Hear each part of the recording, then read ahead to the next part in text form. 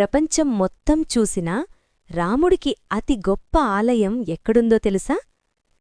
అది గుడిలో కాదు, పర్వతాల్లో కాదు, స్వర్గంలో కూడా కాదు, హనుమంతుడి హృదయంలో ఉంది. ఒకసారి భక్తులు హనుమంతుణ్ణడిగారు, నీ హృదయంలో ఏముంది? హనుమంతుడు చిరునవ్వుతో తన ఛాతి చీల్చి చూపించాడు. అక్కడ కనిపించింది ఎవరో కాదు, రాముడు, సీతమ్మ. అప్పుడే ప్రపంచానికి ఒక గొప్ప సత్యం అర్థమైంది. భగవంతుడు బయట వెతికితే దొరకడు, నిజమైన భక్తిలో ఉంటే హృదయంలోనే నివసిస్తాడు. హనుమంతుడు దేవుణ్ణి ఆలయాల్లో పెట్టలేదు, ఆచారాల్లో బంధించలేదు.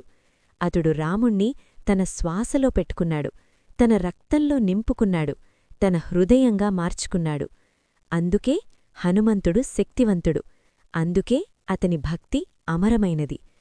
ఈరోజు మనం కూడా రాముణ్ణి గుడిలో కాదు, మన హృదయంలో పెట్టుకుంటే మన జీవితం కూడా ఒక ఆలయంగా మారుతుంది.